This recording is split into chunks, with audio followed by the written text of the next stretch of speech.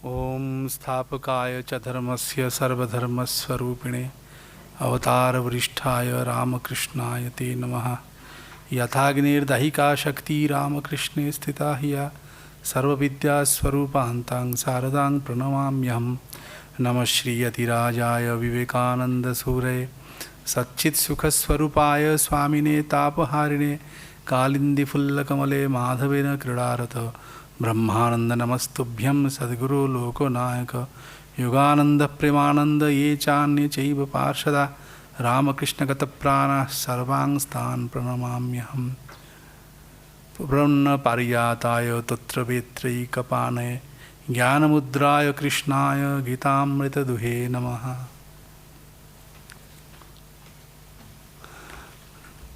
আমরা আজকে শ্রীমদ্ ভাগবতের ষষ্ঠ স্কন্ধের যে বৃত্রবধ, আসলে দধিচির যে তনুত্যাগ, সেইটাই আমাদের মেন প্রধান আলোচ্য বিষয় হবে।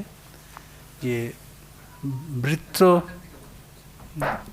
বৃত্রবধ, হ্যাঁ, তো সেই বৃত্রবধ উপলক্ষে আসলে দধিচির যে তনুত্যাগ, সেই কথাই আমরা আজকে আলোচনা করব।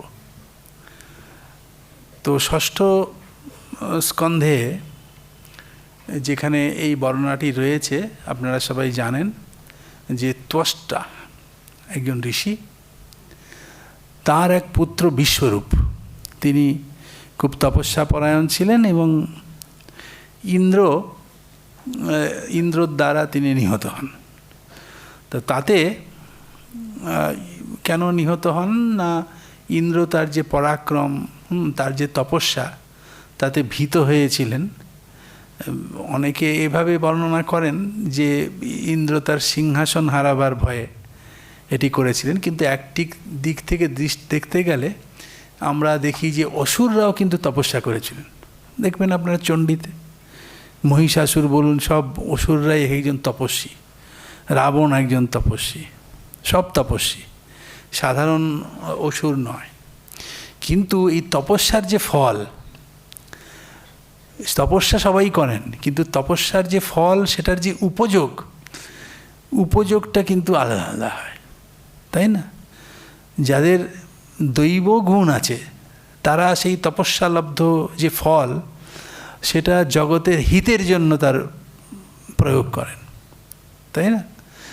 আর যাদের মধ্যে আসুরি সম্পদ আছে, তারা কি করেন, তারা যা কিছু যদি ভালো কিছু হয়, তপস্যা করলেন, তপস্যার যে ফল, সেই ফলটার দুরুপযোগ হয়, তাই না? একই জল, সেই একই জল দেখুন, ধরুন আকাশ থেকে যে বৃষ্টির জল পড়ছে, সেটা একটা কমণ্ডলুতে পড়তে পারে, ভালো, সেই জল পুজোর কাজে লাগবে। সেটা আবার একটা নর্দমাতেও সেই জল পড়তে পারে, সেই জল দিয়ে কিন্তু আর নর্দমায় পতিত জল দিয়ে আর পুজো অর্চনা হবে না। তো একই জলের বিভিন্ন আধার ভেদে তার ভিন্ন ভিন্ন উপযোগ, কখনো দুরুপযোগ, কখনো সুপযোগ, এরকম সব হয়। তো এই যে বলেছেন দৈবী সম্পদ বিমোক্ষায় নিবন্ধায় আসুরীমতা, হ্যাঁ, দৈব সম্পদ মুক্তির কারণ হয়, আর আসুরী সম্পদ বন্ধনের কারণ হয়। তো এই যে বিশ্বরূপ, তিনি যে তপস্যা করেছিলেন, সেগুলোর হয়তো দুরুপযোগ হতো, সেটি উচিত নয়। সেই জন্যে ভগবানের ইচ্ছা ছাড়া তো আর একটি পাতাও নড়ে না। ইন্দ্র তাকে বধ করলেন। আমরা এখন একটা দেখুন, বিভিন্ন আমাদের এখন বাক স্বাধীনতা আছে, বা যে কেউ যে যার নিজস্ব স্বাধীন চিন্তাভাবনা করতে পারেন, তাই না? এই দেখুন, আমাদের শাস্ত্রাদিতে বলেছেন রামাদিবৎ প্রবর্তিতব্যম নচ রাবণাদিবৎ। রামায়ণ যে লিখেছেন বাল্মীকি, তাতে দেখিয়েছেন যে রামের মতো আচরণ করতে হবে, রাবণাদির মতো নয়। কিন্তু এই কবিরা বা স্বাধীন চিন্তা অনেকের আছে, সেটা ঠিক ভুল আমি সেসবের মধ্যে যাচ্ছি না। তো সেখানেও তো অনেক রকম রামায়ণকে অবলম্বন করে অনেক কাব্য পরে রচিত হয়েছে, অনেক কিছু। সেখানে আবার দেখানো হয়েছে যে কোথাও কোথাও রামই অন্যায় করেছেন, কি লক্ষণই অন্যায় করেছেন। এটা যার যার দৃষ্টিভঙ্গি আলাদা আছে, কিন্তু আমাদের রামায়ণে যে মহর্ষির যে দৃষ্টিভঙ্গি, সেটা তো একটা আলাদা, আমাদের একটা শাস্ত্রীয় দিক রয়েছে, সেটাতে কিন্তু রামকেই মানে ন্যায়বাদী বলা হয়েছে, তাই না? ঠিক সেই রকম এই ইন্দ্র কর্তৃক বৃত্তবধ এগুলোকে অনেক মুখরোচক আখ্যান আছে, এক একজন এক এক রকম ব্যাখ্যা দেন। ইন্দ্র অত্যন্ত ঈর্ষান্বিত হয়ে এটা করেছেন। আবার আমাদের শাস্ত্রীয় দিক থেকে ব্যাখ্যা দিলে পরে এরকম বলতে হবে যে হয়তো সেটার দুরুপযোগ হতো, বিশ্বরূপের যে তপস্যার যে ফল, সেটার জন্য আগেই সেটাকে নষ্ট করে দেওয়া। তো যাই হোক, যে ব্যাখ্যাই করুন না, যে বিশ্বরূপকে বধ করেছিলেন তখন ত্বষ্টা তিনি কি করলেন, তিনি একটি যজ্ঞ করলেন। সেই যজ্ঞে তিনি আহুতি দিলেন এবং সেই যজ্ঞের তার প্রার্থনা ছিল, যজ্ঞে যে ফল কামনায় সেই যজ্ঞ করেছিলেন সেটি হচ্ছে তার একটি পুত্র জন্মাক, যে কিনা ইন্দ্রের ঘাতক হবে। তো এইখানে ভাগবতে সেই কথাটি রয়েছে। এখানে বলেছেন যে এই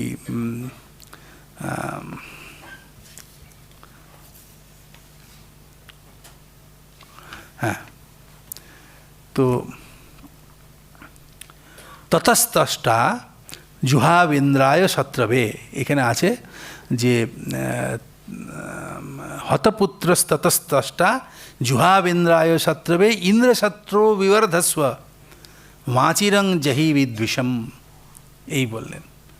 তা কি বললেন, যে উনি আহুতি দিলেন যে ততঃ হতপুত্রস্ততস্ত্বষ্টা, হতপুত্র, হত হয়েছে পুত্র যার, যার মানে বিশ্বরূপ, তার পুত্র হত হয়েছে ইন্দ্রের দ্বারা। তো সেই ত্বষ্টা কি করলেন, জুহাবেন্দ্রায় শত্রবে, ইন্দ্রায় শত্রবে মানে ইন্দ্রায় মানে ইন্দ্রের জন্য, মানে ইন্দ্রকে হত্যা করার জন্য, শত্রবে, শত্রবে মানে তার ঘাতক একজন কোনো পুত্র জন্মাক সেই উদ্দেশ্যে আর কি। হ্যাঁ, পুত্রের মানে শত্রু, ইন্দ্রের যে শত্রু তার উৎপত্তির জন্য কি করলেন, ইন্দ্রশত্রু বিবর্ধস্ব। ইন্দ্রশত্রু এটা সম্বোধনে আছে, হে ইন্দ্রশত্রু বিবর্ধস্ব, তুমি বৃদ্ধি লাভ করো। তা তার মানেই উৎপত্তি হবে, উৎপত্তি হলেই তো তার বৃদ্ধি, এইটাই বললেন। তো বলে তিনি আহুতি দিলেন এবং তারপরেই কি হলো না, অথান্বা হারিয়ে পচনা দুঃথিত ঘোর দর্শন কৃতান্ত ইব লোকানাং যুগান্ত সময়ে যথা। তারপরেই সেই আমাদের যজ্ঞ কর্মে অনেক রকম অগ্নির দরকার হয়। তো দক্ষিণাগ্নি এক ধরনের অগ্নি যজ্ঞ কার্যে আমরা পাই। সেই দক্ষিণাগ্নি থেকে এখানে শ্রীধরাচার্য ব্যাখ্যা করেছেন যে অন্নাহার্য পচনাৎ মানে দক্ষিণাগ্নেহে, দক্ষিণাগ্নি থেকে এক পুত্রের জন্ম হলো। কীরকম সে না, ঘোর দর্শন কৃতান্ত ইব লোকানাং যুগান্ত সময়ে যথা। যখন কোনো যুগের ধ্বংস হয়ে যায় তখন যেমন কৃতান্ত মানে সমস্ত ধ্বংসকারী এক যমের মতো কিছু উৎপন্ন হয়, ঠিক সেই রকম ঘোর দর্শন, খুব ভয়ঙ্কর দর্শন এক পুত্রের উৎপত্তি হলো। তো এখানে একটি কথা আজ শ্রীধরাচার্য টিকাতে সেটা ধরেছেন। এখানে একটি কথা আছে, এই বৃত্তের যে উপাখ্যান সেটা এখানে ছাড়াও আরও অন্য জায়গাতেও আছে। এখানে আসল কথাটা কি, যে উনি আহুতি যে দিলেন যে ইন্দ্রশত্রু বিবর্ধস্ব, তা এই যে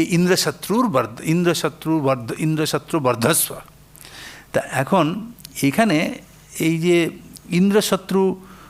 ইন্দ্রশত্রু বিবর্ধস্ব বললেন, তা এখানে যে ইন্দ্রশত্রু তার মানে ইন্দ্রের যে শত্রু শব্দের মানে হচ্ছে সাতয়িতা ঘাতয়িতা, ইন্দ্রকে যে হত্যা করতে পারবে। হ্যাঁ, তো এখানে ব্যাপার হলো, এই প্রসঙ্গে আমাদের কর্মকাণ্ডের প্রসঙ্গ আসা যাক। কর্মকাণ্ডে দেখবেন অনেকে অনেক রকম মানসিক করেন, কর্ম আপনারা দেখবেন কর্ম অনেক রকম হয়। নিত্যকর্ম আছে, কাম্যকর্ম আছে, নিষিদ্ধ তো আছে। নিত্যকর্ম, নিষিদ্ধ কর্ম তো উচিত নয় করা, কাম্যকর্ম আছে, তারপরে নিত্যকর্ম আছে, আর নৈমিত্তিক কর্ম আছে। কাম্যকর্ম কি না কোনো কামনা বাসনা রেখে, মানে কোনো একটা বিশেষ কামনার উদ্দেশ্যে যে ক্রিয়াগুলো করা হয়। তখনকার সময় বিভিন্ন যাগ ছিল, কাম্য যাগ, কাম্য ফল হতো। এখন এই বৈদিক যাগযজ্ঞ অতটা অনুষ্ঠিত হয় না, কিন্তু আমাদের বিভিন্ন এই পশ্চিমবঙ্গে বিশেষ করে এই বঙ্গদেশে তন্ত্রের খুব প্রভাব আছে। তন্ত্রে বিভিন্ন রকম সমস্ত কামনার জন্য বিভিন্ন রকম পুজো, বিভিন্ন দেবদেবীর আরাধনার কথা বলা রয়েছে, বোঝা গেছে? এখন সেই সমস্ত জায়গাতে যে কাম্যকর্মের যে অনুষ্ঠান, এই বেদের কথাই ধরুন, এই কাম্যকর্মেতে না মন্ত্রগুলো ঠিকঠাক উচ্চারণ করতে হয়। একটা কথা আছে যে দেখুন, ভক্তি নিয়ে যদি কেউ কিছু করে, এটা অবশ্য বৈদিক যজ্ঞের কথা বলা হচ্ছে না, এমনি যে সমস্ত কালী, দুর্গা ইত্যাদি দেবতার উপাসনা করা হয় না, তো সেখানে কাম্য ফলের জন্য করতে পারে। কাম্য পূজা হয় যে আমার অমুক ফল লাভ হয়, সিদ্ধ হয়, অমুক ফল পাই, তাহলে আমি এই কালী পুজো করব। আবার কেউ ভক্তির জন্য করে। তা এখন একটা কথা আছে, ভক্তির উদ্দেশ্যে যখন ভক্তি লাভের জন্য দেবতার পুজো করা হয়, তখন কিন্তু মন্ত্র পড়া হয় ঠিকই, কিন্তু ভক্তের ভক্তিটাই আসল। হ্যাঁ, কেন না, একটা কথা আছে, পিতরো মন্ত্র মিচ্ছন্তি ভক্তি মিচ্ছন্তি দেবতা। দেবতারা ভক্তি ইচ্ছা করেন। হ্যাঁ, তো দেবতারা ভক্তি ইচ্ছা করেন, দেবতারা ভক্তি ইচ্ছা করেন। তো ভক্তিটা কিন্তু ওই সমস্ত ভক্তিমূলক যে সমস্ত ক্রিয়া সেখানেই, হ্যাঁ, ভক্তির জন্য যেখানে হয়। কিন্তু কাম্যকর্মাদি যদি অনুষ্ঠিত হয়, তখন কিন্তু ঠিকঠাক মন্ত্রের পাঠটা করতে হয়, তাই না? কারণ হচ্ছে আপনি যখন দেবতাকে ভক্তিপূর্বক, ভক্তি দুটোতেই দরকার, মানে যখন কাম্যকর্মের জন্য করছেন তখনও ভক্তিপূর্বক করতে হবে, কিন্তু সেখানে দেবতার সঙ্গে একটা যেন লেনদেন আছে, হ্যাঁ, গিভ অ্যান্ড টেক। তো এরকম একটা ব্যাপার, আমি তোমার পুজো করছি, তার বদলে তুমি এটা আমাকে দাও। তো সেখানে মন্ত্রের শুদ্ধিটা খুব আবশ্যক।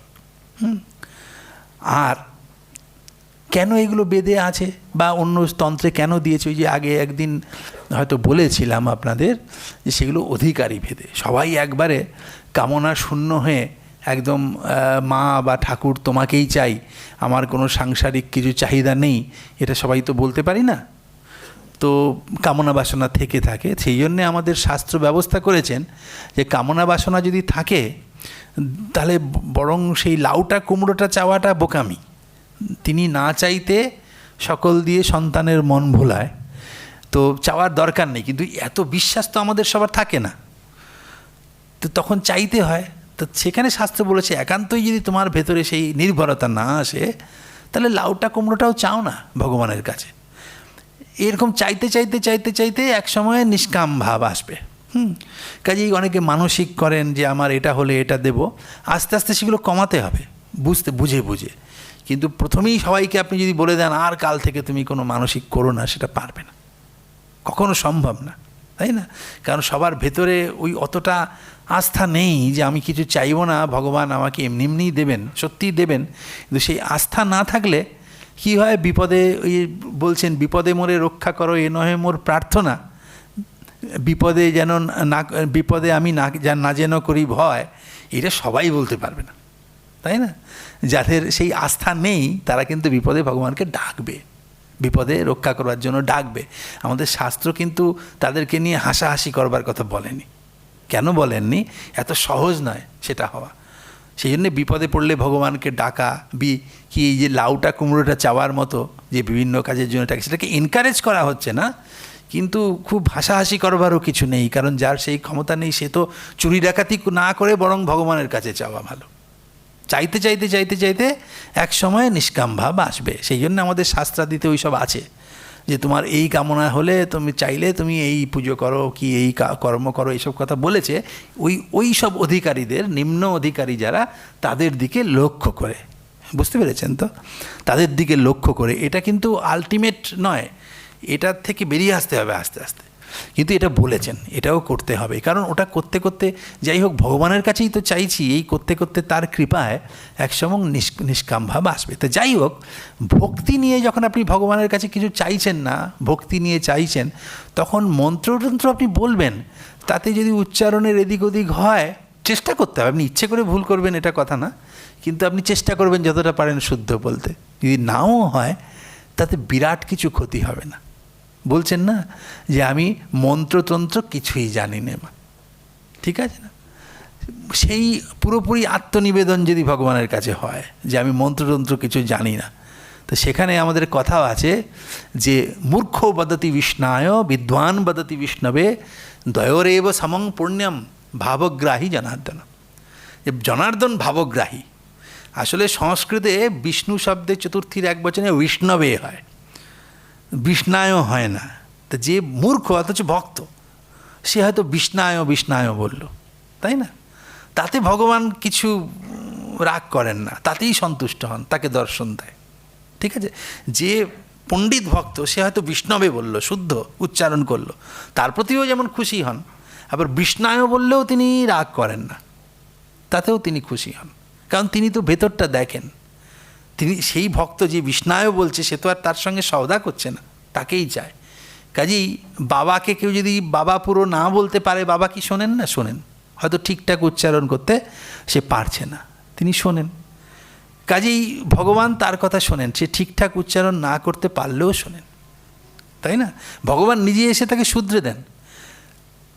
শ্রী মায়ের কথায় আছে, একজনের মন্ত্র ছিল রুক্মিণী নাথায় নম, তা সে জপ করতে ঠিকঠাক করতো না, সে রুকু রুকু জপ করতো, হ্যাঁ।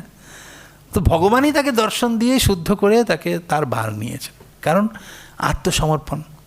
ওই যে বলেছেন নমে ভক্তা প্রণশ্যতি, আমার ভক্ত কখনো বিনাশপ্রাপ্ত হবে না, তিনি এসে হাল ধরেন। কিন্তু আপনি যদি কাম্যকর্ম করেন তাহলে কিন্তু আপনাকে শুদ্ধ বলে মন্ত্র বলতে হবে, সব শুদ্ধ করে কাজ করতে হবে, ঠিক আছে না। তখন আবার এই রকমস্ত এই সব ব্যবসায়ীগিরি চাললে কিন্তু হবে না। আমি একটা বিশেষ কামনার জন্য করছি, তাহলে মন্ত্র ভুল হলো কেন? বলছি না, ওই যে মন্ত্রতন্ত্র কিছুই জানি নে মা, তো অত যদি হয়তো চাইছো কেন, তাই না। সে কাম্যকর্ম করছে কোনো একটা বিশেষ লাভের জন্য, তো ভুল মন্ত্র বলছে, বলছে মন্ত্র ভুল বলছো। আরে মন্ত্র ভুল বললে কী হবে, পত্র আমার ঠাকুর আমার হৃদয়ে দেখছেন, আমি তো পুরোপুরি আত্মসমর্পণ করেছি না। এই যে রামপ্রসাদ বলেছেন, ওরা বলেছেন মন্ত্রতন্ত্র কিছুই জানি না, ওরা বাহ এ তো একবারে চুরি হবে করে, তাই যদি হয় তো তুমি এই বিশেষ জিনিসটা চাইছো কেন, তিনিই তো সব দেবেন, তাই না। ওসব হয় না, ঠিকঠাক করে বলতে হবে। কিন্তু কাম্যকর্ম করতে গেলে এরও কথা আছে। লীলা প্রসঙ্গে আপনারা দেখবেন একজন ঠাকুরকে বলছেন যে এই যে আজকাল এত সব এই যে তন্ত্রে যে সমস্ত বা আমাদের শাস্ত্রে যেসব পূজাদির কথা বলা রয়েছে, তো তার যে বিভিন্ন ফল, সেগুলো কি সত্যি ফলে? ঠাকুরকে জিজ্ঞেস করেছেন যে এগুলো কি সত্যি হয়, সত্যি এইসব যদি ঠিক কাজকর্ম করা যায় তার ফল ফলে? ঠাকুর বলছেন হ্যাঁ সত্যি। বল তাহলে হয় না কেন? সঙ্গে সঙ্গে কি বললেন? তোমরা ঠিকঠাক করে করো না, বিধিপূর্বক করো না, তাই হয় না। তাহলে কেন? ওই যে বললেন মন্ত্রতন্ত্র কিছুই জানি না, বলে ওইটাই বোঝাতে চাইলেন যে যখন কাম্যকর্ম করবেন তখন কিন্তু আপনাকে বিধি ঠিকঠাক মানতে হবে, মন্ত্র যাতে শুদ্ধ হয় এইটা কিন্তু দেখতে হবে। হ্যাঁ, দুদিকের আমের গাছেরও খাবো তলারও কুড়বো সব হয় না, হ্যাঁ, সব ঠিকঠাক করে করতে হবে। তো ওই রকম এটা যে কাম্যকর্ম করেছেন না, ইন্দ্রশত্রু বিবর্ধস্ব বললেন যে ইন্দ্রশত্রু তুমি জন্মাও, বৃদ্ধিপ্রাপ্ত হও। তা এখন এই মন্ত্রের ইন্দ্রশত্রু এটার উচ্চারণটা উনি ভুল করে ফেলেছিলেন, ত্বষ্টা ঋষি আসলে ভুল করে ফেলেছিলেন। উনি নিজেও ভালো মানে ঋষি, ব্যাকরণ জানেন, ওনার ভুল হওয়ার কথা নয়, কিন্তু ভুল করেছেন, এটাও শিক্ষণীয়। ওনার এত ক্রোধ হয়েছে, এই জন্যে মানুষের ক্রোধ কাম এগুলো যখন থাকে না, তখন অব্যবস্থিত চিত্ত হলে জানা জিনিসও ভুল হয়, মানুষ ভুল করে। ওই জন্য ক্রোধের বশে হঠাৎ কিছু করতে নেই, কারণ তখন নিজের মানে কন্ট্রোল থাকে না, নিজের অধীনে নিজেকে রাখা যায় না, তাই না। ওনার তখন ক্রোধ যে ইন্দ্র আমার ছেলেকে হত্যা করেছে। উনি নিজে শাস্ত্রজ্ঞ হলেও উনি ভুল করে ফেলেছেন। নিয়ম আছে, এই জায়গাটা হয়তো আপনাদের অনেকের কাছে দুর্বোধ্য হবে একটা জায়গা, আমি বলবো কেন ভুলটা হলো। আসলে ইন্দ্রের শত্রু, আপনার ছোটোখাটো জিনিস আপনাদের জানা আছে, ধরুন রাজার পুত্র রাজপুত্র, একে ষষ্ঠী তৎপুরুষ সমাস বলে। রাজার পুত্র রাজপুত্র। ইন্দ্রের শত্রু ইন্দ্রশত্রু, শত্রু ষষ্ঠী তৎপুরুষ সমাস। আবার ইন্দ্রশত্রু শব্দটাই আপনি সমাস যদি পাল্টে দেন না, ওর মিনিং পাল্টে যাবে। ইন্দ্র শত্রু যার, এরকম যদি করেন ওটা বহুব্রীহি সমাস হয়ে যাবে। এর মানে কিন্তু উল্টো হয়ে যাবে। ইন্দ্রের শত্রু এর মানে হচ্ছে ইন্দ্রের ঘাতক। আবার যদি বলেন ওখানেও ইন্দ্রশত্রু শব্দটা হয়, ইন্দ্রের শত্রু, ইন্দ্রস্য শত্রু, ইন্দ্রশত্রু মানে ইন্দ্রের শত্রু। এই ইন্দ্রশত্রু মানে ইন্দ্রের শত্রু। যদি আপনি ষষ্ঠী তৎপুরুষ সমাস করেন তাহলে ইন্দ্রশত্রু রাজার পুত্র রাজপুত্রের মতো ইন্দ্রের যে শত্রু মানে ঘাতক। কিন্তু ওই ইন্দ্রশত্রুটাকে যদি আপনি এরকমভাবে তার বিগ্রহ বাক্য করেন, ইন্দ্র শত্রুর ইয়স্য, ইন্দ্রশত্রু যার, তাহলে ইন্দ্রশত্রুটার মানে আবার হয়ে যাবে ইন্দ্রই যাকে হত্যা করবেন, মানে ইন্দ্রশত্রু যার মানে ঘাতক যার, এমন। বুঝতে পারলেন? তা ওনার কি বলা উচিত ছিল যে ইন্দ্রের শত্রু হোক। তো উনি এমনভাবে উচ্চারণ করেছেন তার মানে হয়ে যাবে ইন্দ্রই যার ঘাতক হবে, এমন পুত্র জন্ম, এমন তুমি উৎপন্ন হও। তো তার মানে সে ইন্দ্রর দ্বারা হত হবে, মানে উনি চাইতে গেলেন এক, চাওয়া হয়ে গেল অন্যরকম। তখন ওই মানে ভক্তি মিচ্ছন্তি, আপনার হৃদয়ে কী আছে ওসব দেখে দেবতারা কথা বলবেন না, আপনি যা বলেছেন তাই। আপনার ভেতরে যাই থাক, আপনার ভেতরে তো মানে তষ্টা বলবেন, আরে আমি তো সেই আমি ভুল করে ফেলেছি, কিন্তু আমি তো চাইছিলাম যে ইন্দ্রের শত্রু না, এ তো সওদার ব্যাপার। কিন্তু যা বলেছেন মুখে সেটাই, যে ইন্দ্রই যার ঘাতক হবে। আসলে ব্যাপার কি, ওখানে একটা স্বরের ব্যাপার আছে, যে ইন্দ্রশত্রু যখন আপনি বহুব্রীহি সমাস করবেন ওটা আদিস্বরটাকে উদাত্ত করে বলতে হবে, আদ্যুদাত্ত ইন্দ্র শব্দটা। কেন কি এসব ব্যাকরণের বিষয়, এটা এখানে বলবার নয়। ইন্দ্রশত্রুটাকে আদ্যুদাত্ত করে যদি বলতেন তাহলে এই স্বর আছে, বেদের ভাষা না স্বর দ্বারা নিগড়িত, অ্যাকসেন্ট, উদাত্ত অনুদাত্ত স্বরিত এসব স্বর আছে। উদাত্তটাই হচ্ছে মেন, উদাত্তটাকে ঠিকঠাক জায়গায় বসাতে হবে। অনুদাত্তটা তো উদাত্তকে সাপেক্ষ করে হয়, তো ওই জায়গাটার এদিক ওদিক হলে মানেটা পাল্টে যায়। বুঝতে পেরেছেন তো? তো এটাকে যদি ওনার তাৎপর্য ছিল ষষ্ঠী তৎপুরুষ সমাস, তা কিন্তু এই আদ্যুদাত্ত করে বলতে হবে না, আদ্যুদাত্ত করে বললে অনিষ্ট অর্থ প্রতিপাদিত হবে। তো উনি আদ্যুদাত্ত করে উচ্চারণ করেছেন ইন্দ্রশত্রু। তাহলে এখন এই বহুব্রীহি সমাসে ওনার এই ইন্দ্র শব্দ আদ্যুদাত্ত করে উচ্চারণ করেছেন, তার মানে আদ্যুদাত্ত করে উচ্চারণ করলেই ওটা বহুব্রীহি সমাস করেছেন বলে ট্রিটেড হবে। আর বহুব্রীহি সমাস মানেই হচ্ছে ইন্দ্র শত্রু যার, মানে বিপরীত, যেটা চাইছেন না সেই অর্থ হয়ে যাবে। কিন্তু ওনার আদ্যুদাত্ত করে উচ্চারণ করা উচিত ছিল না, তাই না? এটা ষষ্ঠী তৎপুরুষ সমাস করলে আদ্যুদাত্ত হয় না। আর আদ্যুদাত্তটা কীভাবে হয় সেসব আর এখানে আমি প্রপঞ্চিত করছি না। তো এখন এই ভুল করে আদ্যুদাত্ত করেছেন, সেই জন্যে ওনার এইরকম পুত্র সন্তান হলো, যে ইন্দ্রই যাকে হত্যা করেছেন। তো ওই ভুল উচ্চারণ করবার জন্য, তো ওই জন্যে কাম্যকর্ম ইত্যাদির বিষয়ে বলেছেন, মন্ত্রহীন স্বরত বর্ণত বা মিথ্যা প্রযুক্ত নতমর্থমাহ, মিথ্যা প্রযুক্ত নতমর্থমাহ সবাগ্বজ্র যজমানম হিনস্তি যথেন্দ্র শত্রু স্বরতোপরাধাত। যে মন্ত্র যদি স্বর বর্ণ এগুলোকে ঠিকঠাক উচ্চারণ না করা হয় তাহলে সেগুলো প্রার্থিত অর্থকে প্রকাশ করে না, সে মানে যজমানের ক্ষতিই করে দেয়। তো সেটাই হয়েছে। তো যাই হোক, তো ওই রকম এক পুত্র জন্মেছেন। তা আপাত দেখলে দৃষ্টিতে সেই পুত্রকে দেখলে সবার খুব ভয় হবে। তার ভয়ঙ্কর আকৃতির কথা ভাগবতে এখানে সব বর্ণনা করেছেন আরও কয়েকটি শ্লোকে এরপরে। তো সেই পুত্র যেন মানে যুগান্তকারী রূপে আবির্ভূত হলো, মানে সব ধ্বংস করে দেবেন। এবং তার যে দাড়ি, তারপরে চোখ লাল, সারা শরীরের যে বর্ণনা সেগুলো দিয়েছেন, সেগুলো আর আমি এখানে পড়ছি না। এবং তিনি যেন প্রলয় নৃত্য শুরু করেছিলেন। যে তিনি এখানে কী বলছেন, খুব ভয়ঙ্কর করে উদাহরণ বলেছেন যে নৃত্যন্তম উন্নদন্তং চ চালয়ন্তং পদামহিম, এইসব বলেছেন। যে দদীপ্যমানে ত্রিশিখে শূল আরোপ্য রোদসি নৃত্যন্তম উন্নদন্তং চ চালয়ন্তং পদামহিম। যেন যে তিনি যেন একবারে এমন নৃত্য করছেন যে একদম পৃথিবীকে নাড়িয়ে দিলেন। এবং তার সেই যে ভীষণ রূপ, সেসব দেখে ততস্তে বিস্মিতা সর্বে বিষণ্ণাগ্রস্ত তেজসা ইত্যাদি সব বর্ণনা করেছেন। যে দেবতারা খুব ভয় পেয়ে গেলেন তাকে দেখে, যে এর হাত থেকে তো নিস্তার নেই, ঋষি যজ্ঞ করেছেন, এমন পুত্র জন্মেছে, তো সব নষ্ট করে দেবে। তো তখন তারা কি করলেন, যে তারা সব ভগবান নারায়ণের স্তব করতে শুরু করে দিলেন। তারা ভগবানের নাম করলেন,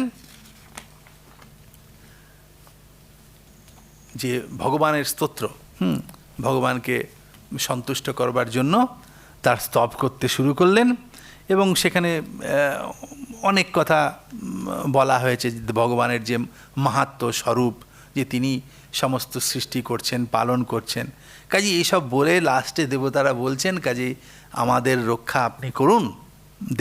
দেবতারা বলছেন ভগবানকে, যে এটা অনেক বড় স্তবের শেষে ওরা সমস্ত বলছেন, যে তারা বলছেন যে অতএব স্বয়ং তদুপকল্পয়া আসমাকম ভগবত পরমগুরু স্তব। এখানে একটু গদ্যাকারে ভাগবতে সেটা আছে, ভাগবতে গদ্যও আছে। তাই গদ্যাংশে এখানটাতে ওইসব বলেছেন যে আপনি আমাদের করুন, রক্ষা করুন, তো এর বধ যাতে হয় সেই বধের বিধান করুন। যাই হোক, এরপরে ভগবান এই শ্রী শুক উবাচ, শুক বলছেন যে ভগবান তাদের সামনে আবির্ভূত হলেন। হয়ে কি বলছেন, ভগবান উবাচ প্রীতোহং বা সুরশ্রেষ্ঠা মদুপস্থান বিদ্যয়া আত্মৈশ্বর্য স্মৃতি পুংসাং ভক্তিশ্চৈব ইয়য়ামহি। বলছেন যে হে দেবতাগণ, আমি তোমাদের প্রতি সন্তুষ্ট হয়েছি, প্রীত হয়েছি। বলছেন প্রীতোহং বা সুরশ্রেষ্ঠা মদুপস্থান বিদ্যয়া। তে মদীয় যে মদীয় যে উপস্থান মানে হচ্ছে স্তোত্র। সিদ্ধাচার্য বলছেন যে মদীয়ম উপস্থানং স্তোত্রম তৎসহিতয়া বিদ্যয়া জ্ঞানেন। এবং সেই আমার মদ উপস্থান বিদ্যয়া মানে আমার স্তোত্র সহিত যে বিদ্যা জ্ঞান, তার দ্বারা, এবং আত্মৈশ্বর্য স্মৃতি পুংসাং ভক্তিশ্চৈব ইয়য়ামহি, মানে যে বিদ্যার দ্বারা কি হয়, আত্মৈশ্বর্য স্মৃতি হয় আর ভক্তি হয়, দুটোই হয়। বলছেন যে আত্মনঃ ঐশ্বর্যম অসংসারিত্যম তস্য স্মৃতি, মানে আত্মার যে ঐশ্বর্য তার স্মৃতি হয়। ভগবানের যে স্তুতি, সেই স্তুতিরূপ যে বিদ্যা, স্তুতিবিদ্যা, তার দ্বারা কি হয় না আত্মৈশ্বর্য স্মৃতি হয়। আত্মার ঐশ্বর্য কি না আত্মা অসংসারী। ঐশ্বর্য হচ্ছে মাহাত্ম্য, আত্মার মাহাত্ম্য কি না আত্মা সংসারী হয় না, আত্মা অসংসারী। আমরা ভুল করে আত্মাকে সংসারী বলে ভাবি, তাই না? তো সেই স্মৃতি, সেই স্তব করলে, ভগবানকে স্তুতি করলে সেই আত্মৈশ্বর্য স্মৃতি হয়, ভক্তিও হয়। তাই বলছেন যে ভক্তিও হয়।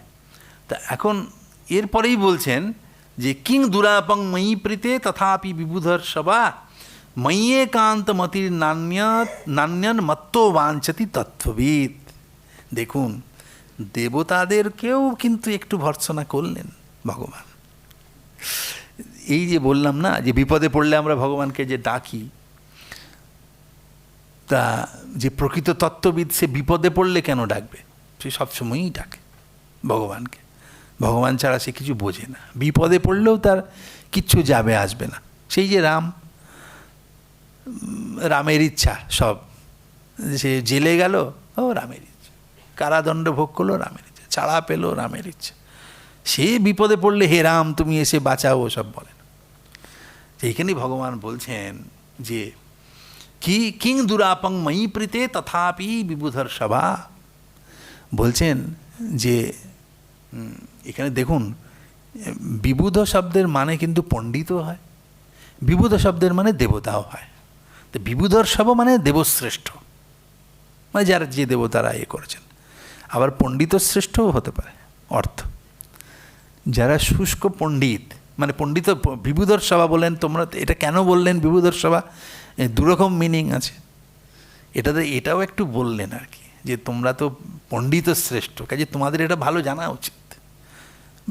দেবতা অর্থে অন্য শব্দও প্রয়োগ করতে পারতেন এখানে, কিন্তু বিবুধ যার মানে দেবতাও হয়, পণ্ডিত অর্থও হয়, বিজ্ঞ। তো এখানে বিবুধর সব বললেন, তার মানে দেবতারাও হে দেবগণও হতে পারে, দেবশ্রেষ্ঠরা। আবার পণ্ডিত শ্রেষ্ঠ এটাও অর্থ হতে পারে। কেন বললেন পণ্ডিত শ্রেষ্ঠ? যে এটা পণ্ডিত জনচিত আচরণ হচ্ছে না বলে। কেউ হয়তো পণ্ডিত, সে হয়তো একটা এমন কিছু কাজ করলো যেটা পণ্ডিত জনচিত নয়, তখন তাকে হে পণ্ডিত বলে সম্বোধনা করা মানে তাকে ওই এটা সচেতন করে দেওয়া যে তুমি কীরকম পণ্ডিত। তো বলছেন হে বিবুধর্ষভ ময়ী প্রীতে দুরাপং কিম স্যাৎ। আমি যদি খুশি হই, কারোর প্রতি তুষ্ট হই, তার দুরাপ, তার অপ্রাপ্য কি থাকতে পারে, তাই না? এই যে তস্মিন তুষ্টে জগৎ তুষ্টম, তিনি তুষ্ট হলে জগৎ তুষ্ট, তিনি প্রীত হলে আর অপ্রাপ্য কিছু থাকে না।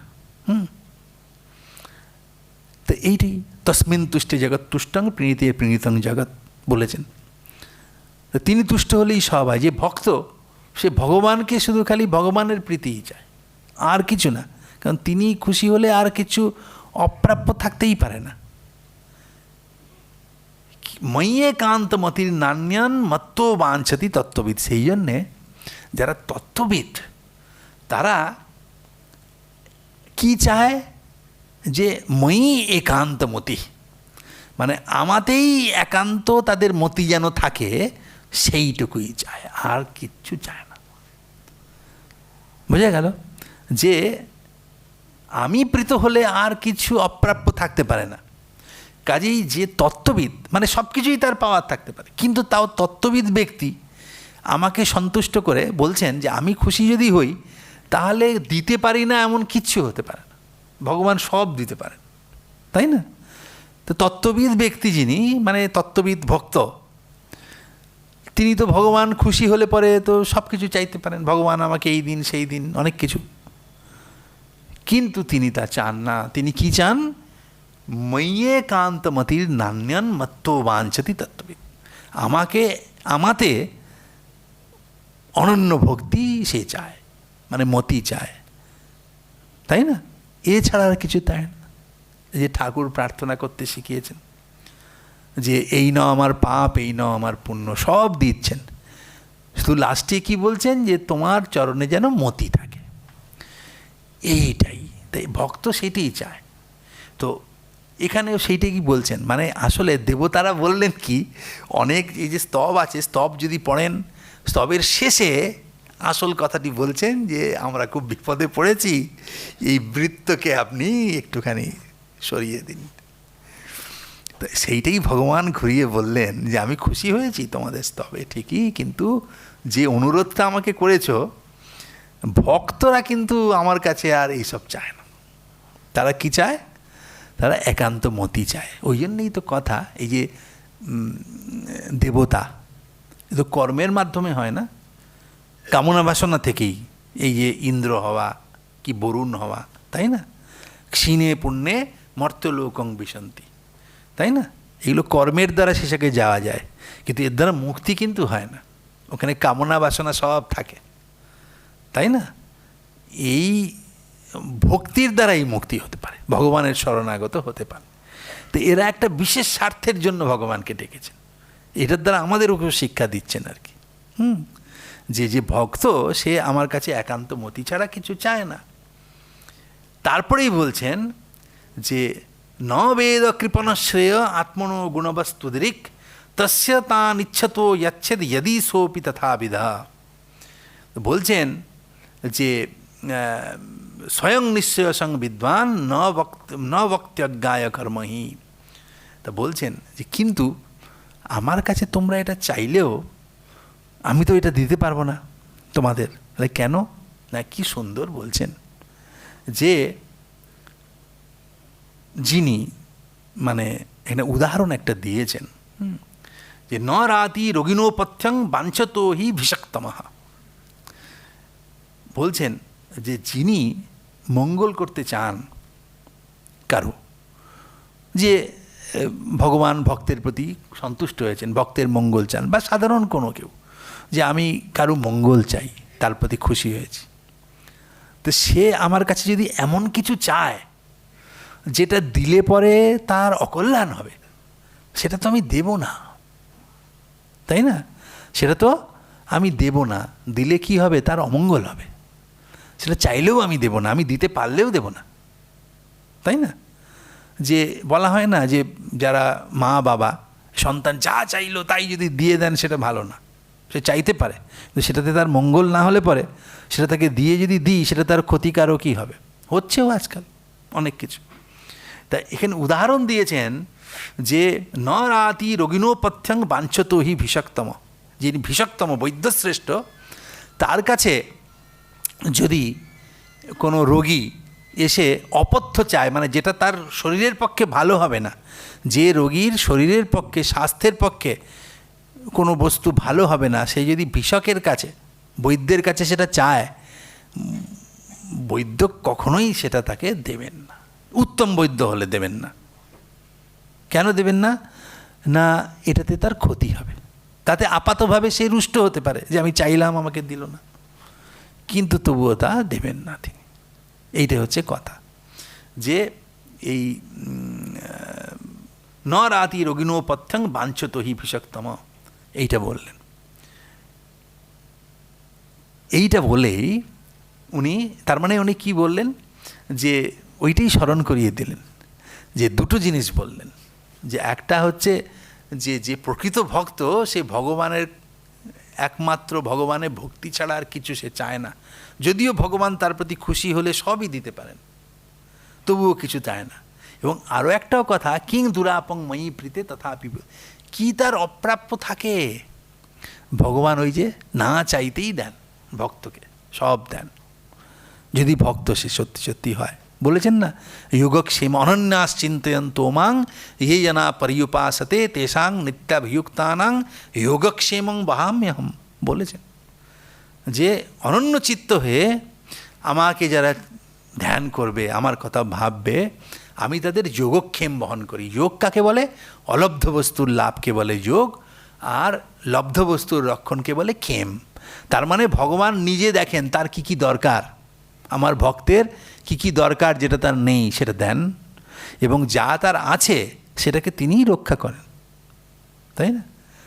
ঠাকুরও বলেছেন কথামৃতে, আপনারা দেখবেন যে ঠাকুর বলছেন আন্তরিক হলে তার ভার লন তিনি।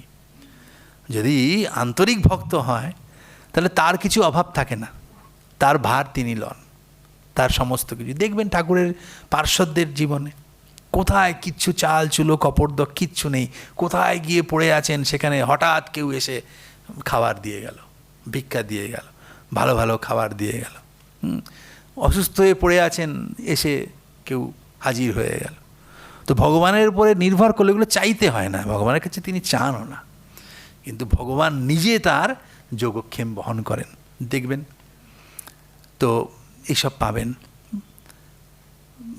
তো এখানেও সেরকম বলছেন ভগবান, যে আর আরেকটি কথা কি বললেন, যে ভগবানের কাছে চাইলেও, মানে কোনো ভিষকের কাছে যেটা আমি চাইছি সেটা যদি আমার অকল্যাণ হয়, সেটা কোনো দিন দিতে পারেন না, দেন না। সেই জন্যে এটাও আমাদের সংসারীদের মনে রাখা দরকার। অনেক সময় আমাদের অনেক রকম ক্ষোভ হয়, ভগবানের কাছে অত প্রার্থনা করলাম, অত চাইলাম, আমাকে এটা দিলেন না, তাই না? ভগবানের কাছে এত প্রার্থনা করলাম, আমার এটা হলো না। দুঃখ হয়, সেটা ঠিকই, কিন্তু ভগবানের লীলা অচিন্ত্য। কোনটা যে কার উপকারে লাগে, কোনটা যে কী ভেবে তিনি কি করেন, সেটা আমরা বুঝতে পারবো না। সেই জন্যে যদি এইটা ভেবে রাখি যে যা ভগবান করছেন সেটা আমার ভালোর জন্যই করছেন, ভাবাটা বলাটা সহজ, ভাবাটা কঠিন, কিন্তু এটা বলা তো খুব সহজ। করা কি এইটা বলেই কাটিয়ে দিলে হবে? চেষ্টা করতে হবে তো, তাই না? যদি আপনারা বলেন যে আরে এটা যে বলছেন বলা খুব সহজ, তাহলে এই বলা সহজ বলেই আর আমি কোনো চেষ্টা করব না।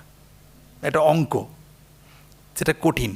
তো ছাত্র যদি বলে দূর এটা কত কঠিন জানেন, ওইটুকু বললেই হবে?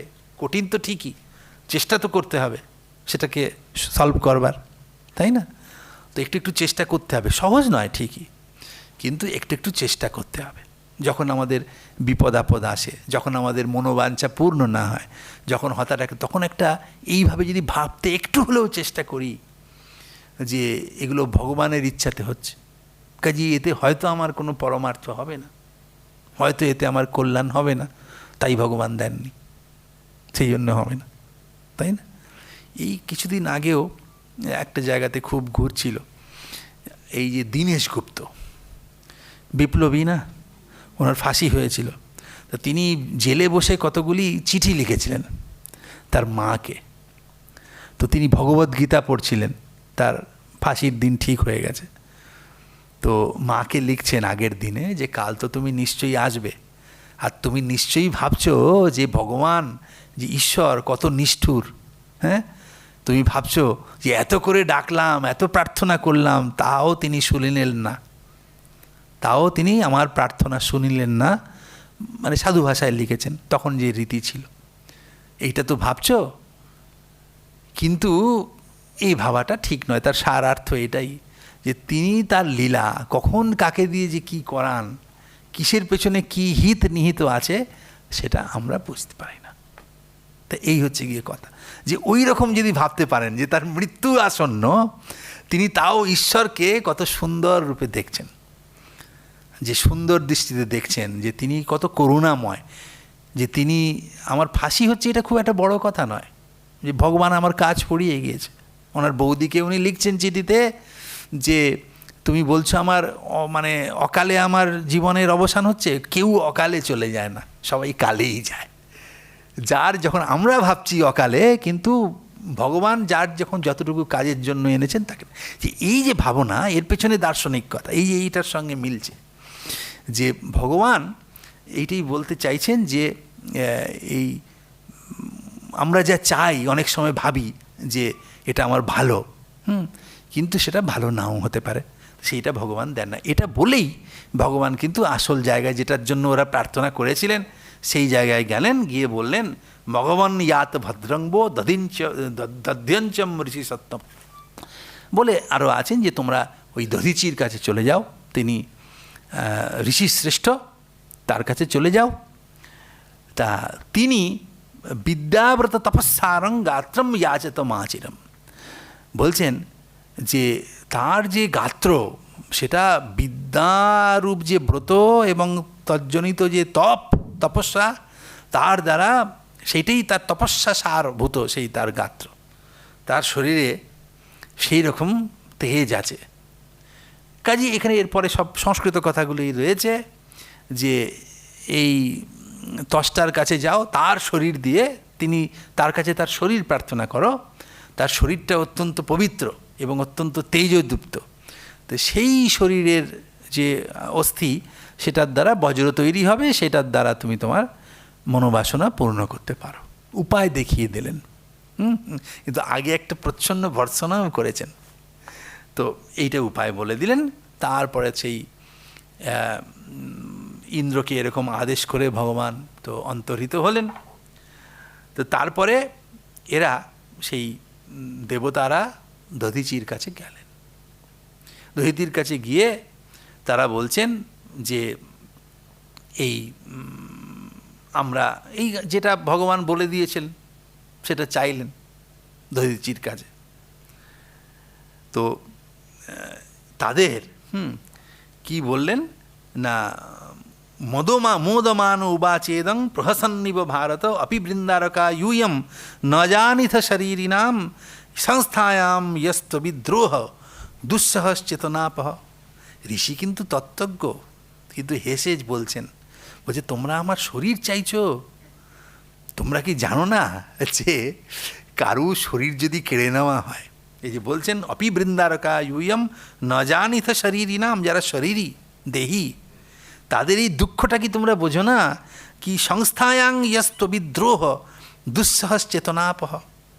এই যে দুঃসহ যে একটা যন্ত্রণা হয়, সংস্থায়াং মানে মৃত্যু হলে পারে, শরীরের মৃত্যু হলে যে যন্ত্রণা হয় দেহীদের, সেটা তুমি বোঝো না? যে তোমরা আমার কাছে শরীর চাইছো, আপনার শরীরটা দিয়ে দিই, তা আমি যখন দেহ ছেড়ে দিই তাহলে আমার যে কষ্ট হবে সেটা তোমরা বোঝো না?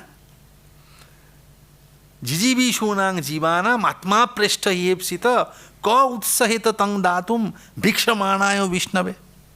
তার কারণ হচ্ছে যে যারা জিজীবিষু, বাঁচতে চায়, তাই না, যে এই পৃথিবীতে বেঁচে থাকতে চাই এই শরীর নিয়ে, যারা চায় অনন্তকাল বেঁচে থাকবে, তো তাদের এই আত্মা বলতে এখানে দেহ, এই দেহটাই তাদের কাছে সব থেকে বেশি বাঞ্ছিত। কাজেই স্বয়ং বিষ্ণু বললেও সেই দেহ কেন সে দিতে চাইবে? কেন সে বেঁচে থাকতে চাই, শরীর কেন?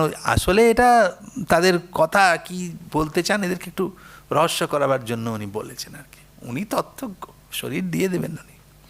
দেবতারা কি বলেন তার উত্তরে, তো তাতে দেবা উঁচু কিন্তু তদ্দুস্তজং ব্রহ্মণ পুংসাং ভূতানুকম্পিনাম ভবদ্বিধানাং মহতাং পুণ্য শ্লোকেঢ্য কর্মণাম। দেবতারা বলছেন হ্যাঁ, কিন্তু এই যে কিন্তু কিং নু তদ্দুস্ত্যজং ব্রহ্মণ পুংসাং ভূতানুকম্পিনাং, হ্যাঁ সাধারণ মানুষরা সেই শরীর ত্যাগ করতে পারে না, কিন্তু গ্রাহক যারা সমস্ত ভূতের প্রতি যাদের দয়া আছে, সর্বভূতে যাদের দয়া আছে, আপনার মতো যারা মহর্ষি, সর্বভূতে যাদের দয়া, সর্বভূতানুকম্পী আপনার মতো যারা, এবং পুণ্য শ্লোকের ড্য কর্মণাম, যাদের কর্ম ক্রিয়াকলাপ অত্যন্ত প্রশংসনীয়, মানে অত্যন্ত পুণ্য কাজ যারা করেছেন, এবং যারা পূর্ণ শ্লোক, যাদের মানে যারা খুব পবিত্র চরিত, তো তাদের কাছে এটা আর কঠিন কি? সেটা তো এই শরীর ত্যাগ করা তো তাদের কাছে খুব কঠিন হয় না। ননু স্বার্থপর লোক ন বেদ পরসংকটম যদি বেদ ন যাচেত নেতি না হয় যদীশ্বরা।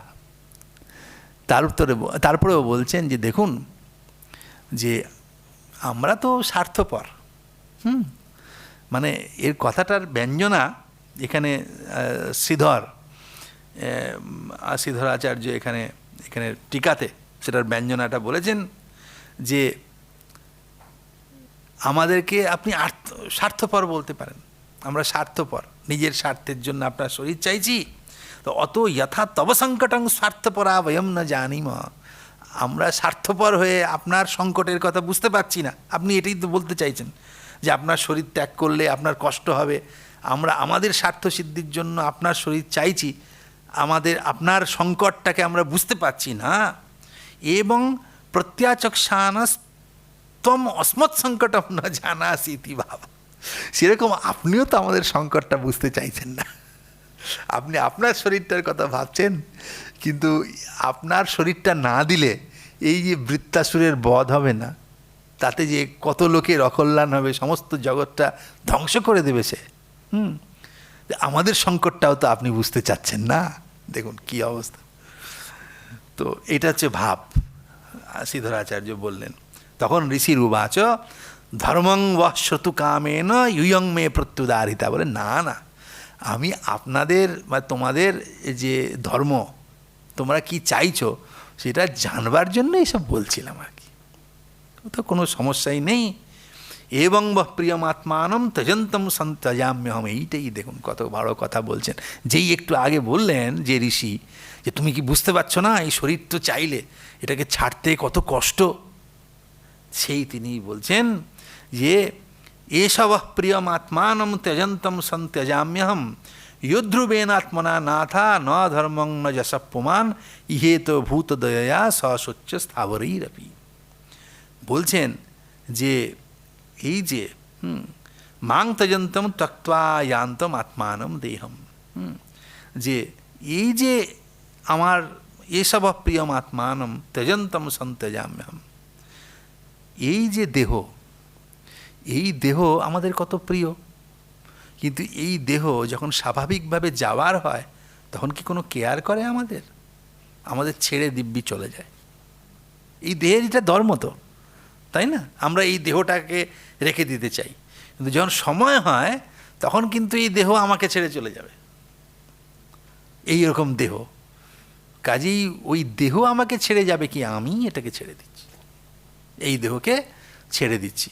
যে দেহ আমাকে নিষ্ঠুরভাবে ছেড়ে যায় এটাই তাৎপর্য, আমি সেই দেহকে ছেড়ে দিচ্ছি, ছেড়ে যাচ্ছি। বলছেন ত্যজন্তম সন্ত্যজাম্যহম, আমি সেই দেহকে ত্যাগ করছি। योध्रुवेनात्मना नाथा न धर्मं न यशः पुमान इहे तो भूतदया सशोच्च स्थावरैरपि।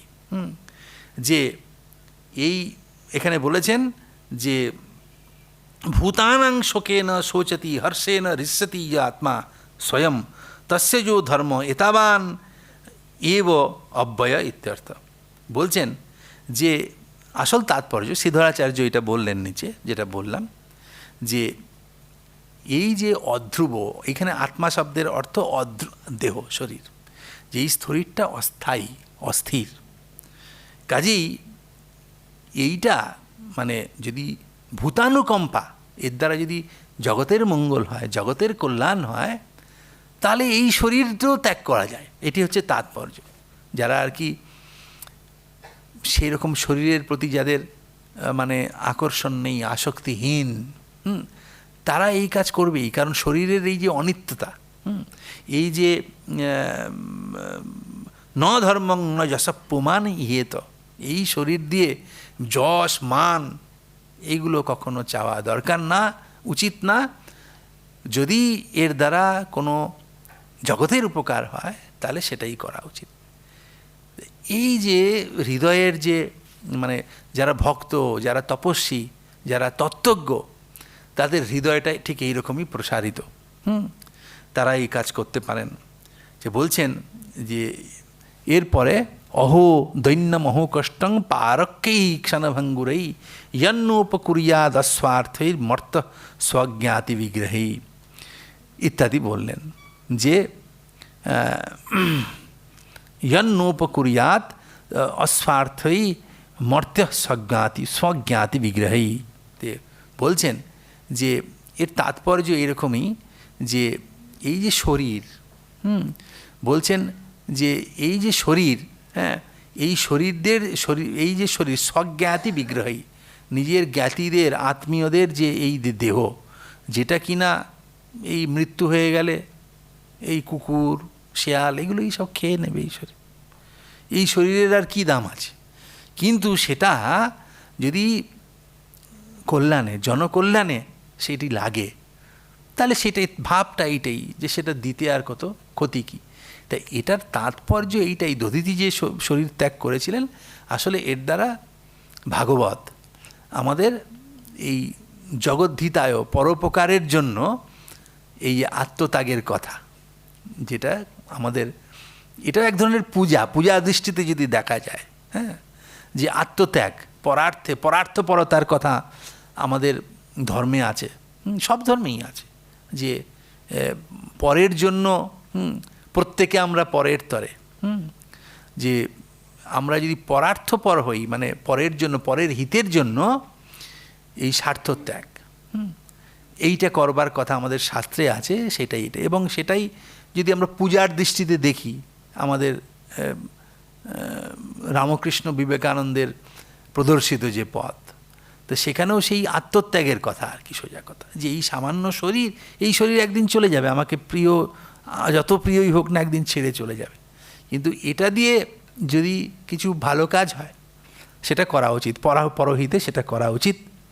তো এসব করবার পরে এবং কৃতব্যবসিত দধ্যং আথর্বণস্তনুম পরে ভগবতী ব্রহ্মণ আত্মানম সন্নয়ঞ্জহৌ। বললেন যে পরম যে ভগবান, তিনি কি করলেন, এটা বলার পরে ভগবানে নিজেকে সংযুক্ত করে, মানে পরমাত্মার সঙ্গে নিজেকে মিলিত করে, মানে যোগ অবলম্বন করেই শরীর ত্যাগ করে। এই যে যোগ অবলম্বন করে শরীর ত্যাগ করা, এবং সেটা কি একটু বর্ণনা দিয়েছেন, যথাক্ষা সুমনো বুদ্ধিস্তত্ত্বদৃক স্তব্ধ ধ্বস্তবন্ধন আস্থিত পরমং যোগং ন দেহং বুবুধে গতম। তিনি কি করলেন, যে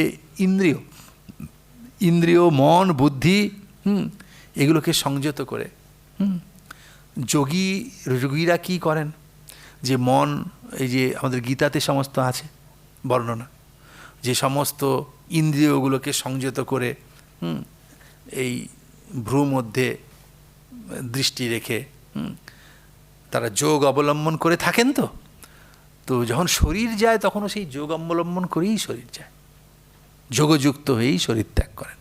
এবং এইটা শুধু মুনি ঋষিদের নয়, এটা আমাদের সবারকেই অভ্যাস করবার কথা বলেছেন, তাই না? আমাদের রাজারাজরাও কিন্তু যোগ অবলম্বন করেই তখনকার সময় সব শরীর ত্যাগ করেন। বিশ্বকে দেখুন, ধৃতরাষ্ট্র তিনিও যোগ অবলম্বন করে শরীর ত্যাগ করেছিলেন।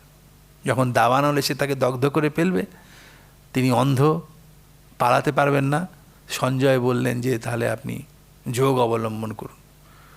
দেখবেন এই যোগ অবলম্বন করে শরীর ত্যাগ, এটা আকছার আপনারা দেখতে পাবেন তখন সেই সময়। তো এটা তখন কলিকাল, সেটা তো কলিকাল ছিল না, দাপর যুগ, কিন্তু তখনও মানে পুরোপুরি ধর্ম ছিল না, পাপ ছিল, কিন্তু তখনকার সময়েও সবাই যোগ অবলম্বন করেই শরীর ত্যাগ করতে হবে। তার মানে ভগবানকে স্মরণ করে, ভগবানের সঙ্গে সংযুক্ত হয়ে শরীর ত্যাগ করতে হবে। এই শরীর তো আসবে যাবে, এটা তার স্বাভাবিক ধর্ম, এতে বিচলিত হতে হবে না। তো এই উপদেশটা আমাদের শাস্ত্র বারবার দিচ্ছেন, সেই অভ্যাস আমাদের করতে হবে সবাইকে। তা সেইটাই এখানে বলছেন যে তিনি পরম যোগ অবলম্বন করলেন এবং করে ধ্বস্ত বন্ধন, সমস্ত বন্ধন ত্যাগ করলেন। যখন শরীর যাবে কোনো কারুর দিকে কোনো তাকালেন না, সমস্ত কোনো কিছু ভাবলেন না, একদম ভগবানে আত্মসংযোগ করে তিনি ধ্যানপরায়ণ হয়ে যোগ বলে শরীর ত্যাগ করলেন। এই হচ্ছে কথা।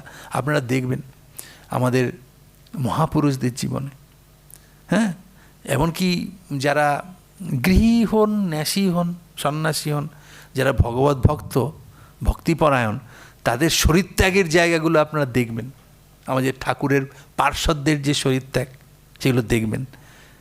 এই যে হলে আমরা বসে আছি, মহাপুরুষ মহারাজের জীবনী, যে রামকৃষ্ণ ভক্ত মালিকা, তাতে যদি পড়েন তাতে দেখবেন মহাপুরুষ মহারাজ যখন শরীর ছেড়ে যাচ্ছেন, মুখে দিব্য বিভূতি, চুল একদম খাড়া হয়ে গিয়েছে, হ্যাঁ, মুখে দিব্য আনন্দ, দিব্য বিভূতি, শরীর ছেড়ে চলে গেলেন।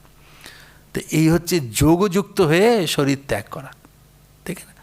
সবারই, সমস্ত পার্শ্বদের জীবনের মধ্যে এগুলো দেখতে পাবেন। এবং তখন আর কাউকে চাইছেন না, যেন সমস্ত মায়া ত্যাগ করে সব গুটিয়ে নিয়ে চলে যাচ্ছেন। তো এইগুলো হচ্ছে আমাদের আদর্শ আর কি। তো এখানেও বলছেন যে আস্থিত পরমং যোগং ন দেহং বুবুধে গতম। তিনি বুঝতেই পারলেন না যে দেহটা চলে গেছে, তিনি বুঝতেই পারলেন না যে তার দেহটা চলে গেল, মানে তার শরীরের সঙ্গে তার যে আত্মার ভোগাদৃষ্ট ছিল, অদৃষ্টের যোগ ছিল, সেটা নষ্ট হয়ে গেছে, তার শরীর চলে গেছে, তিনি জানতেই পারলেন না, তিনি চলে গেলেন শরীর ছেড়ে। তারপরে তার সেই অস্থি দিয়ে অথেন্দ্র বজ্রমুদ্যম্য নির্মিতং বিশ্বকর্মণা, তারপরে সেই মনে শুক্তিভীর উৎসিক্ত ভগবত তেজসান্বিত, সেই মুনির যে অস্থি, সেটাতে ভগবানের তেজও আছে, তাতে এই তেজ সমন্বিত সেই অস্থির দ্বারা বিশ্বকর্মা সেই বজ্র তৈরি করলেন এবং সেই বজ্র যুদ্ধে গেলেন বৃত্তের সঙ্গে ইন্দ্র, এবং সেই বজ্র নিক্ষেপ করে বৃত্তকে বধ করলেন। এবং সেই যে যুগান্তকারী রূপ নিয়ে আবির্ভূত হয়েছিল বৃত্ত, তো সমস্ত জগৎ সংসার তার থেকে বাঁচল। তো আজকে আমরা এখানেই শেষ করছি আমাদের আলোচনা। ओम निरंजनम नित्यमनंतरूपम भक्तानुकंपाधृतविग्रहं वै ईशावतारं परमेशमिड्यं तं रामकृष्णं शिरसा नमामि।